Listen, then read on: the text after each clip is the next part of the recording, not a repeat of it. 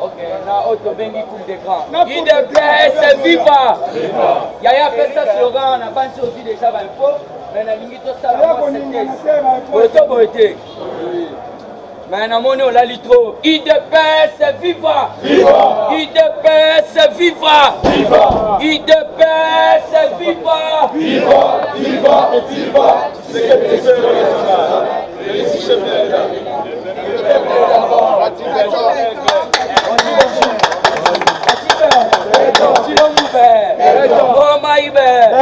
Mukishibe, les grands esprits, pourquoi? Qu'est-ce qui se passe?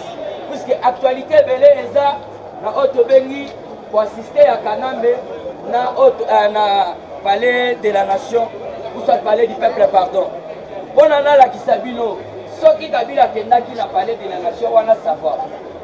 Mais ndenge ake palais du peuple Muzito na Fayulu bayebisa biso na nadia kokambambo.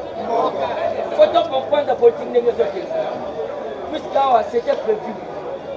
Kanambe Hippolyte na Fachi Betomba kutana mais ça n'a pas pu marcher. Puisqu'il faut bien comprendre Nicolo Fachi azali sur Nicolo Alisu. Banda découvrir Bakabal. Puisque Bakabal est belé, Banda yi kobetama. Yango yoki ba signaler biso na kati ya ceinture na ye.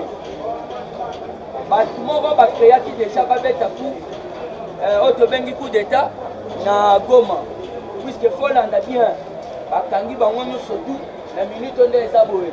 Yango na mona ki sono wana eza reporté. Mais d'ici dimanche bokoyoki kosalama. Ba signaler biso balobi nini? Balobi il y a eu préparation d'un coup d'état non raté, non événement. Fachi très bien. Il y a eu préparation d'un coup d'état par un certain major dont on garde encore le nom. La kati ya entourage à Mokonzamboka. Alors Balobini, dont on garde le nom dans l'entourage de Félix. Un commando de 18 gardes républicains. 9 sont aux arrêts et les autres sont en cavale, déjà localisés. Les camps devraient être effectués à Goma. Il faut bien comprendre. Fatih, dans la minute place à ça, ça n'a pas pareil, moi, ça va jeter. La PCA va pareil, il y a des soldats qui ont ça, la mouvement à Madé. Déjà, il y a déjà alerté. On doit comprendre pourquoi rencontre on a Kanambe Salamité. Puisque Kanambe a l'ina Koutanana Mokonzamboka pourquoi. Alobi Fachi a commis très autrement. Bokonzo accord auto signé qui n'a eu et ça en 2023 papa. Ça c'est biso batouana baza bando. Ceux qui ont tali bango mitema na bango. Baza batu moko jamais ba kobete na Kanambe maboko na sape. Mutu abomi bande kona bino. Lelo na soka moi. Auto bengi kabange nungi azolo bakana mendeko na ye mendeko wana babomi awa auto bengi katumbe moi mais bato babomi bandeko na bango propre baza kometele maboko na kati ya se. Mais moi je n'arrive pas à comprendre un assassin et là on est na kosala na kati ya se puisque ya yebika masasi na mutu na ye na ba app mais na kati ya Sénat bomoni alobi na monoko nini toujours na kati ya actualité politique. Il faut que non, Bakambweza bien. Bakambweza bien pourquoi Bomoni lobby Denis Sassou Nguesso. Ah, il vient de ça à sous de jour de vote. Quand-il est là Denis Sassou Nguesso, ça la nuit. Il vient de là la rasoute. Et comme il a les mimi et le moins, si vous hier la minute de Sassou Nguesso, matin de 16. Ça la nuit. Et Saline a agenda caché dans maman Mtcholoba. Comprenez déjà, Awa, Denis Sassou Nguesso, ça clair et pas Fachi. Après, on a un baroudé de la vie, non, Mambo, et à sa président, il y a puisque c'est là, autre béni, journaliste.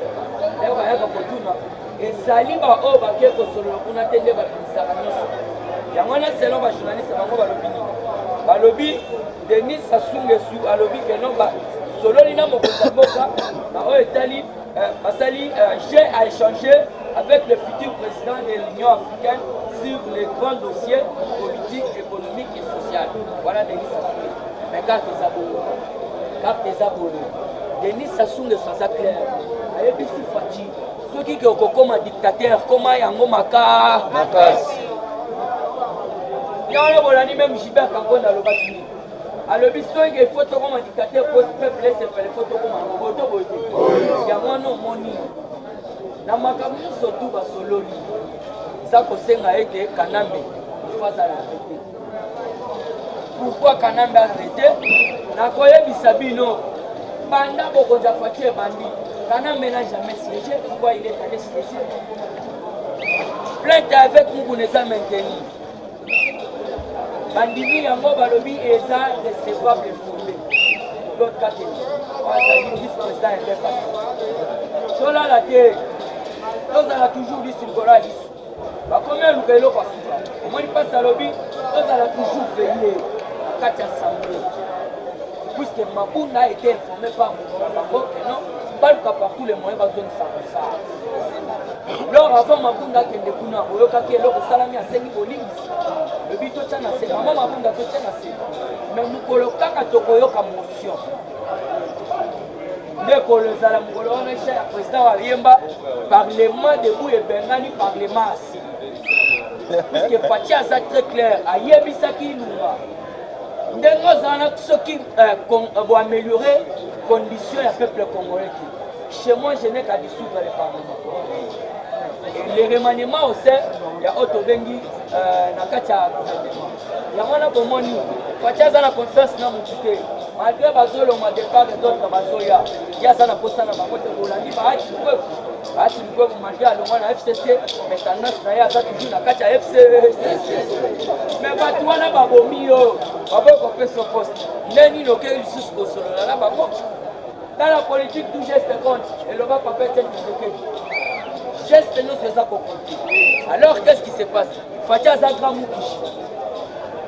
Nenge Zawana, Botika la Koyeba Yango.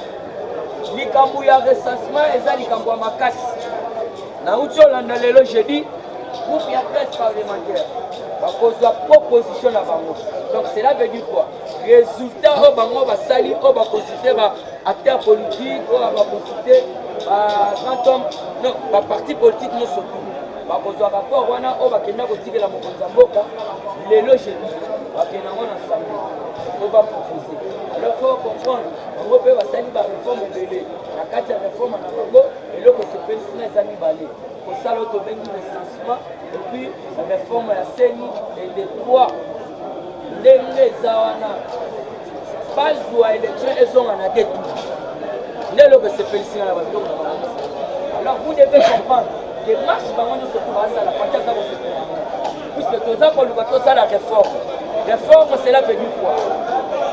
Bakozwa oyo nyonso tu ya kala bachange yango. UDPS viva. Sans information le général John Numbi en panique. Fatibe. Zongisa slogan. Abanda constitué na ndenge makambo ya consensus na élection. Alors namoni vous a déjà fondé, vous a déjà likolo. Puisque yeba ke tango mwamba. Ndenga zalaki kuna na Sénat. Opposition na ezalaki kaka makambo ya élection. Ndenge nini tokosala kesi ya ba élection. Mais yeba ke élection ngo bakozela ti bakolemba. Le général John Numbi en panique. Sa ferme est entourée de commandos armés avec des machines laser. Il a fait appel au notable Katangé pour lancer un message au Parlement pour savoir la cause. Dengue Sabo et John Numbi encerclé, Kabal échangé. Américain va déjà dans 4 ans, alors il faut comprendre l'appareil va utiliser. Le John Numbi ferme entouré par des commandos armés avec des machines laser. Il a fait appel au notable Katangé pour lancer un message au Parlement pour savoir la cause. Donc, à Sali, message lobby, le notable à Katanga. Pour ça qu'on comprend, c'est John Numbi, qui a fait ça qui ne pas Christian Goy, pas qu'il ne m'a fait chez nous. Donc, les lois sous John Numbi a commis des bonabino propres. John Numbi Azobomabatu à travers en connivence avec Hippolyte Kanambe, Bino Bozako protégé. Yamano Moni a Bengsaki Bango, à lobby, Bokende Botu na Parlement. Qu'est-ce qui se passe? Cause yo ya basuda koyo. Na ferme nanga, ezali kolibani. Ça devient déjà plus mauvais. Yamano Yoki, Aboye Sabino, Mouto et Soto Komentaki Kim. Denis Sassou ne soit qui clair. Ayebi si fatigue très clair. À lobby ndenge zawana kosala bachete. Talanga nde na koma dictateur na ngambu. Lelo na abeta mombe de zela gebe. Bana Denis Sassou. Bendi fati alobi tala. Mukasa ko te tiye président. Tu es mon enfant, tu es mon fils, mais tu es président. Et sache bien que dans 2021, vous allez président à Bissonio. Non, faut pas oublier ça. Donc, est-ce que l'on y en a un militant, plupart aussi, le peuple congolais, il n'a pas parlé du peuple. Parce que Kabila n'a pas dit, à soit qu'il lumbe, moi t'es voué. Mais avant de le Félix Antoine Tshisekedi, on va tomber. Peuple congolais le dit, mais là, gagné. Papa, comme la musique n'a pas été, dans la carte de température, mais là, gagné. Pétale, il va na mesa. Comment soutenir yo à 100%, mais là, gagné. Cours de gras, n'importe le bien, il y a un azon qui t'a l'élo. Alors, il y a un pour soutenir yo. Quand la calao, il pour soutenir yo. Mais là, gagné vers Mobimba. Yoka, alobi boye. Na pesi communiqué. Oyo apesi mbongo ya carte ya parlement azuté. Na limité des autres. Na limité totambola la transparence. Na limité bomoko unité. Oyo apesi carte mbongo ya carte azuté. Azad. Oyo apesi mbongo ya carte azuté. On peut compter.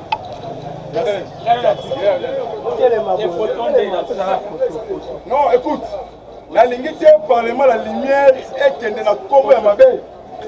La ligne à monter. Oh, il y a pas si bon, on a hier pour que c'est 4. Ah, tu regardes, tu es bon, tout aux 4 naïe.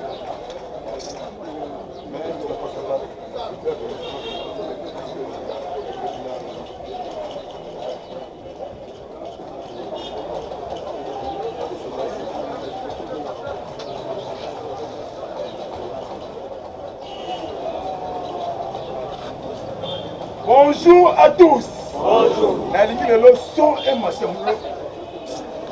Mon maman, mon maman. Mais mambo maso.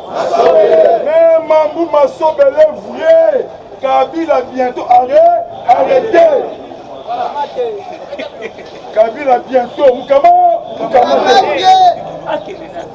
Tout le complot diabolique contre les chefs de l'État, dévoilé et dénoncé. Boko sana maignon sont tout. Boko longa Fati. Mais Fati espoir. Il y a peuple Afrique. Peuple Congolais. Il y a plus ça qui bango. Système éco-changé de l'opposition va se changer en soumission. Bateau va téléména qui fatigue. Bazo Fukama. Pourquoi la tempête bientôt arrive. Nakati Yakita ça. Mais quand on me Kazembe Hippolyte, moi naya maman Marceline Moukouba couché. Il y a qui est y compris. Peuple congolais, tout ça n'a surtout Bomoko, Moulouba Bomoko, Nam Congo, Mungala Bomoko, Nam Bandundu, Katanga, partout, Bas Congo, Toboy tribalisme. C'est un pays de nos ancêtres. Oh, Matika Labiso, Tobo Bundango, Tala, Bagarre Ezali. Bagarre Ezali.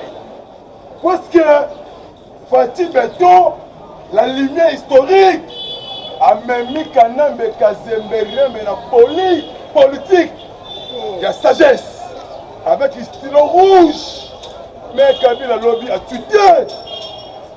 Voilà.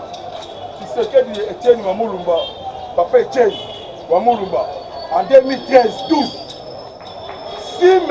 Kanambe s'entête pour libérer notre pays, à comment on va force au côté du Congo, moi je bima et ça dit. IDP c'est viva, viva. Dans des bazawana et Sili, basali va complot diabolique na Kingakat pour éliminer na Kingakat pour imposer au Rosa Malonda. Rosa Malonda déjà passe tout tourné. IDP viva, mais qu'aucun mois Jeannette Mabunda a déclaré la rentrée parlementaire à combien Mbunda Yabumba état de droit. Il dépêche vivant parce que tout ça récemment les Congolais solo n'a pas été étranger. Mais comment que Jeannette Mabunda a déclaré avant Nazaline Mbunda Yabumba oui récemment. Les Congolais solo n'a été étranger. Dans la fatigue.